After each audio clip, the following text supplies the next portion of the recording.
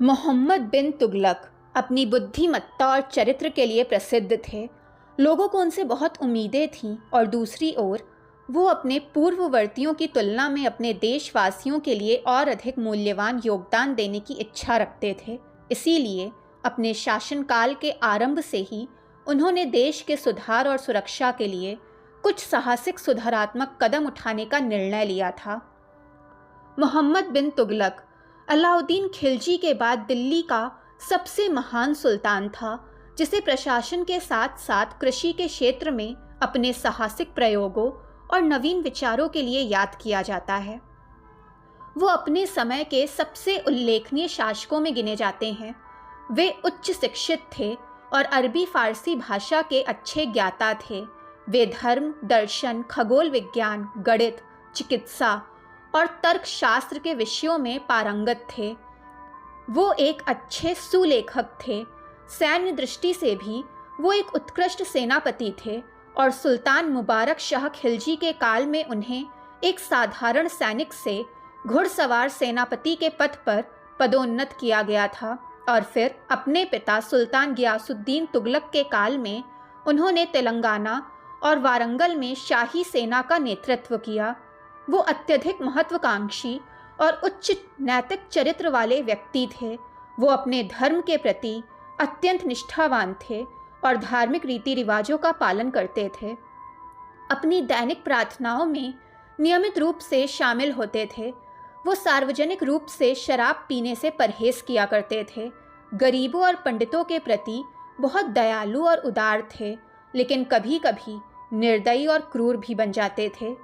उच्च योग्यता और ज्ञान के बावजूद सुल्तान मोहम्मद बिन तुगलक में जल्दबाजी और अधीरता जैसे गुण थे, जिस कारण उसके कई प्रयोग असफल रहे और उसे एक दुर्भाग्यशाली आदर्शवादी कहा गया।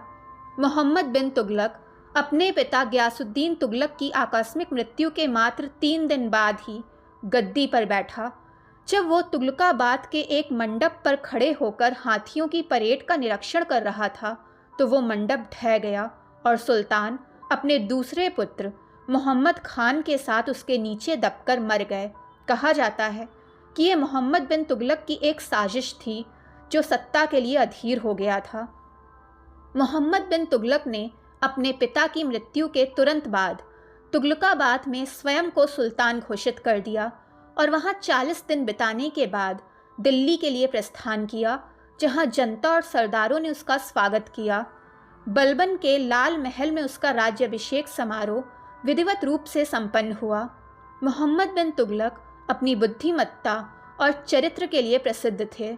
लोगों को उनसे बहुत उम्मीदें थीं और दूसरी ओर वो अपने पूर्ववर्तियों की तुलना में अपने देशवासियों के लिए और भी अधिक मूल्यवान योगदान देने की इच्छा रखते थे। इसीलिए अपने शासन के आरंभ से ही उन्होंने देश के सुधार और सुरक्षा के लिए कुछ साहसिक सुधारात्मक कदम उठाने का निर्णय लिया था।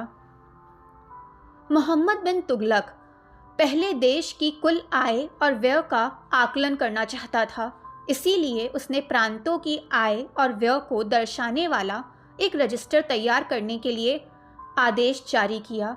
प्रांतों के राज्यपालों को निर्देश दिया गया कि वो अपनी आय और व्यय के दस्तावेज और संकलन कार्य के लिए अन्य आवश्यक सामग्री प्रस्तुत करें। उसने एक अलग कार्यालय खोला, जहां संकलन कार्य के लिए बड़ी संख्या में क्लर्क और अधिकारी नियुक्त किए गए। उसने ऐसा भू राजस्व का एक समान मानक लागू करने और अपने राज्य के प्रत्येक गांव का मूल्यांकन करने के लिए कहा। ये निश्चित रूप से मोहम्मद बिन तुगलक का एक सराहनीय कदम था। दोआब क्षेत्र में कर वृद्धि सुल्तान मोहम्मद बिन तुगलक की ओर से एक नासमझी भरा कदम था। इसमें कोई संदेह नहीं कि गंगा और यमुना के बीच का दोआब क्षेत्र अत्यधिक उपजाऊ था और देश के किसी भी अन्य हिस्से की तुलना में उत्पादन वहाँ अधिक था। लेकिन कर में वृद्धि गलत समय पर हुई और राजस्व का आकलन तथ्यात्मक रिपोर्ट पर आधारित नहीं था। अलाउद्दीन खिलजी के समय से ही किसान अपनी उपज का लगभग आधा हिस्सा भू राजस्व कर के रूप में दे रहे थे। इसीलिए सुल्तान मोहम्मद बिन तुगलक द्वारा दोआब में भू राजस्व कर में 10% तक की और वृद्धि ने निश्चित रूप से किसानों में गंभीर असंतोष की भावना पैदा कर दी। ये घटना ऐसे समय में घटी जब दोआब अकाल के कगार पर था। इससे स्थिति और भी दयनीय हो गई। दूसरी ओर कर वसूली के काम में लगे अधिकारी स्थिति को समझने की कोशिश ही नहीं कर पाए और कर वसूलते रहे। वे कर वसूलते समय बल प्रयोग करने से भी नहीं हिचकिचाए। कर देने में असमर्थ और अनिच्छुक किसान गांव से भाग गए और मोहम्मद बिन तुगलक ने उन्हें पकड़कर दंडित करने के लिए कठोर कदम उठाए। उनमें से कई जंगलों में चले गए और लुटेरों की निगाह में आ गए। मोहम्मद बिन तुगलक को समस्या का एहसास हुआ, लेकिन तब तक बहुत देर हो चुकी थी। उसने उन्हें उनके घरों में वापस लाने के लिए हर संभव प्रयास किया और उनकी आर्थिक स्थिति को सुधारने के लिए हर तरह की कृषि सहायता और ऋण प्रदान किए। बावजूद इसके उसकी प्रजा ने उसे गलत समझा। दोआब में उसकी कर नीति का उद्देश्य सैन्य संसाधनों में वृद्धि करना था। ये हासिल नहीं हुआ, बल्कि लोगों ने उसे पागल समझ लिया। कृषि में सुधार लाने के लिए मोहम्मद बिन तुगलक ने कई कदम उठाने का निर्णय लिया और इसीलिए उसने दीवाने कोही नामक एक कृषि विभाग की स्थापना की। इस विभाग का मुख्य कार्य बंजर भूमि का पता लगाना और घोड़ों के लिए उपयुक्त भूमि पर खेती के लिए सभी प्रकार की व्यवस्था करना था। शुरुआत में इस परियोजना में लगभग 60 वर्ग मील भूमि का एक बड़ा क्षेत्र शामिल किया गया था। बड़ी संख्या में किसान खेती बाड़ी के काम में लगे हुए थे। उन्हें सभी प्रकार के कृषि उपकरण और बीज उपलब्ध कराए गए। उन्हें बारी बारी से अलग अलग फसलें उगाने को कहा गया। परियोजना की देखरेख के लिए बड़ी संख्या में अधिकारी और सुरक्षाकर्मी नियुक्त किए गए। सरकार ने इस पर 70 लाख से ज़्यादा खर्च किए। इसके बावजूद ये योजना बुरी तरह विफल हो गई। उत्पादन का लक्ष्य हासिल नहीं किया जा सका। इस पर होने वाला खर्च इससे होने वाली आय से कहीं ज़्यादा था। इसके कई कारण थे। पहली बात तो ये कि खेती के लिए चुनी गई ज़मीन उपजाऊ नहीं थी। दूसरी बात, अधिकारियों ने अनुभव की कमी महसूस की, जिसकी वजह से योजनाएं खराब हुईं और उनका क्रियान्वयन दोषपूर्ण था। इसके अलावा कुछ भ्रष्ट अधिकारी भी थे जिन्होंने उत्पादन और धन का भारी दुरुपयोग किया। अंततः ये एक नया प्रयोग था, इसीलिए सुल्तान को और अधिक समय और ध्यान देने की आवश्यकता थी, जो वो नहीं दे पाए। वो इसे और बेहतर बनाने के लिए प्रयास कर सकते थे। हालांकि ये योजना उनके शासनकाल में बुरी तरह विफल रही, फिर भी इसका दीर्घकालिक प्रभाव पड़ा, लेकिन लोगों ने उन्हें गलत समझा। राजधानी को दिल्ली से दौलताबाद स्थानांतरित करना मोहम्मद बिन तुगलक का सबसे विवादास्पद कदम था। कई कारकों ने उसे ये निर्णय लेने के लिए प्रेरित किया था। सबसे पहले, देवगिरी भारत में टर्की शासन के विस्तार का आधार रहा था। दक्षिणी राज्यों पर कब्जा करने के लिए दिल्ली से सेना भेजना हमेशा संभव नहीं था।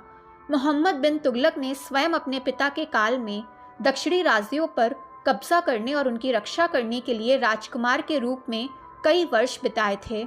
दूसरी, चूंकि देवगिरी एक केंद्रीय स्थल था, इसीलिए उत्तर और दक्षिण का प्रशासन संभव हो सका।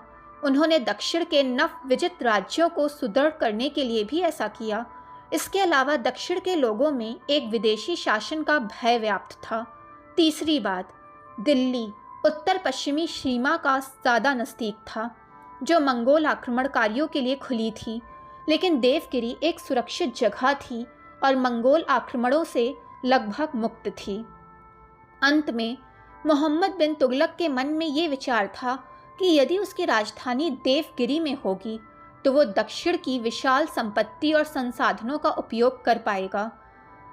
लेकिन बतूता इस राजधानी हस्तांतरण का एक बिल्कुल अलग कारण बताते हैं।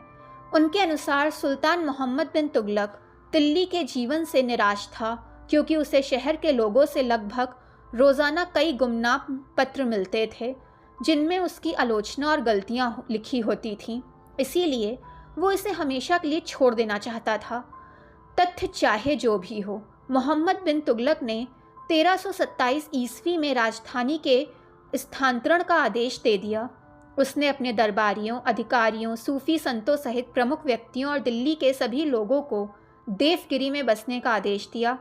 हालांकि दिल्ली के निवासी अपनी प्रिय जन्मभूमि छोड़ने को तैयार नहीं थे, फिर भी उन्हें सुल्तान के आदेश का पालन करना पड़ा। किसी को भी दिल्ली में रहने की अनुमति नहीं थी। इब्न बतूता के अनुसार एक खोज की गई और एक अंधा और अपंग व्यक्ति मिला।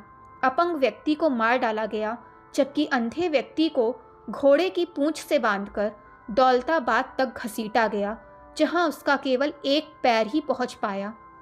बेशक इब्न बतूता का ये संस्करण विवादास्पद था। बतूता कहते हैं कि दिल्ली के नागरिक सुल्तान को गालियां और निंदा भरे पत्र लिखते थे, इसीलिए सुल्तान ने उन्हें दंडित करने के लिए दिल्ली को बर्बाद करने का फैसला लिया। सर वूल रेली हैग ने इब्न बतूता के संस्करण को स्वीकार किया है। ईसामी का भी कहना है कि सुल्तान मोहम्मद बिन तुगलक ने दिल्ली के नागरिकों की शक्ति को तोड़ने का संकल्प लिया था और इसीलिए राजधानी बदलने का फैसला लिया गया। इस प्रकार उन्होंने भी इब्न बतूता के संस्करण का समर्थन किया, लेकिन प्रोफेसर हबीबुल्लाह और अन्य लोगों ने लगभग अलग अलग विचार प्रकट किए। हालांकि लोगों को वहां से हटने के लिए कहा गया। दिल्ली से दौलताबाद की दूरी लगभग 1500 किलोमीटर थी। सुल्तान ने यात्रियों की सहायता के लिए रास्ते में विश्राम गृह बनवाए। क्योंकि ये घटना गर्मी के मौसमों में हुई और यात्रा कठिन थी, इसीलिए कई लोग रास्ते में ही मर गए। दौलताबाद पहुंचने वाले कई लोगों को घर की याद आ गई, क्योंकि वहां की ज़मीन और जलवायु उनके स्वास्थ्य के लिए उपयुक्त नहीं थी और उन्हें अपने प्रिय जन्मस्थान की भी याद आ गई, जहां उन्होंने पीढ़ियों तक अपना जीवन बिताया। इसीलिए वहां बहुत असंतोष था। कुछ वर्षों पश्चात मोहम्मद तुगलक ने दौलताबाद छोड़ने का फैसला किया, क्योंकि उसे एहसास हुआ कि जिस तरह वो दिल्ली से दक्षिण को नियंत्रित नहीं कर सकता था, उसी तरह वो दौलताबाद से उत्तर को भी नियंत्रित नहीं कर पा रहा था। उसने अपना विचार बदल दिया और 1335 ईस्वी में फिर से राजधानी को दिल्ली ले आया। इस प्रकार दिल्ली को पूरी आबादी के साथ राजधानी का स्थानांतरण एक बड़ी भूल थी। वो केवल सरकारी पदों, अधिकारियों और दरबारियों को स्थानांतरित कर सकता था, दिल्ली की पूरी जनता को नहीं। हालांकि देवगिरी को राजधानी बनाने का प्रयास विफल रहा, लेकिन इसके कई दीर्घकालिक लाभ हुए। इसने संचार में सुधार करके उत्तर और दक्षिण को करीब लाने में मदद की। दौलताबाद गए धार्मिक गुरुओं सहित कई लोग वहीं बस गए। वे डेक्कन में उन सांस्कृतिक, धार्मिक और सामाजिक विचारों के प्रसार का माध्यम बने जो तुर्क अपने साथ उत्तर भारत लाए थे। इसके परिणाम स्वरूप उत्तर और दक्षिण भारत के बीच सांस्कृतिक संपर्क की एक नई प्रक्रिया शुरू हुई। हालांकि मोहम्मद बिन तुगलक की इस राजधानी स्थानांतरण के लिए आलोचनाएं की गईं। न तो देवगिरी को राजधानी के रूप में चुनने और न ही दिल्ली की पूरी आबादी को स्थानांतरित करने के उनके कार्यों को किसी भी इतिहासकार ने स्वीकार किया। सांकेतिक मुद्रा का प्रचलन सुल्तान मोहम्मद बिन तुगलक का एक और साहसिक प्रयोग था, क्योंकि मुद्रा या धन विनिमय का एक माध्यम है, इसीलिए आधुनिक समय में विनिमय के उद्देश्य की पूर्ति के लिए इसकी अत्यधिक आवश्यकता थी। मोहम्मद बिन तुगलक के पूर्ववर्ती शासक विनिमय के माध्यम के रूप में सोने और चांदी के सिक्कों पर निर्भर थे, लेकिन मोहम्मद बिन तुगलक के काल में विभिन्न लेन देन के लिए भारी मात्रा में सिक्कों की आवश्यकता होती थी और देश में सोने और चांदी के सिक्कों की कमी थी। इसके अलावा उसने राजधानी के स्थानांतरण सहित अपने विभिन्न प्रयोगों में भारी धन खर्च करके राजकोष को निचोड़ डाला था और फिर उसकी महत्वाकांक्षा दूर दराज के देशों पर विजय पाने की थी, जिसके लिए उसे धन की आवश्यकता थी। इन सभी कारणों को ध्यान में रखते हुए उसने एक कांसे का सिक्का चलाने का फैसला लिया, जिसका मूल्य चांदी के टंका के बराबर था। उसे चीन के शासक कुबलई खान और फारस के राजा गजान खान से भी प्रोत्साहन मिला, जिन्होंने सांकेतिक मुद्रा का सफल प्रयोग किया था। मोहम्मद बिन तुगलक ने चांदी और सोने के स्थान पर कांसे के सिक्के चलाए, लेकिन उनमें कुछ खामियां रह गईं, जिस कारण वो इस प्रयोग में बुरी तरह असफल रहा। बहुत ही कम समय में देश के विभिन्न हिस्सों में इस सिक्के के नमूने मिलने लगे। निजी लोगों द्वारा गुप्त रूप से ढाले गए जाली सिक्के बड़ी मात्रा में बाजार और सरकारी खजाने में पहुंच गए, सरकार ने इसे रोकने के लिए कोई कदम नहीं उठाया। नतीजतन हर घर एक टकसाल बन गया। इसके अलावा लोगों ने सरकार को नए कांसे के सिक्कों से भुगतान किया और सोना चांदी जमा कर लिया। सरकारी खजाना कांसे या तांबे के सिक्कों से भर गया। बाजारों में नए सिक्कों का भी भारी अवमूल्यन होने लगा। मोहम्मद बिन तुगलक नए सिक्कों की ढलाई को रोक नहीं पाया। अगर वो ऐसा कर पाता तो शायद कामयाब हो जाता। अंततः उसने सांकेतिक मुद्रा वापस लेने का फैसला किया। उसने चांदी के सिक्कों को कांसे के सिक्कों से बदलने का वादा किया। इस तरह बड़ी संख्या में नए सिक्के चांदी के बदले बदल गए, लेकिन जो जाली सिक्के पकड़े गए उन्हें बदला नहीं गया।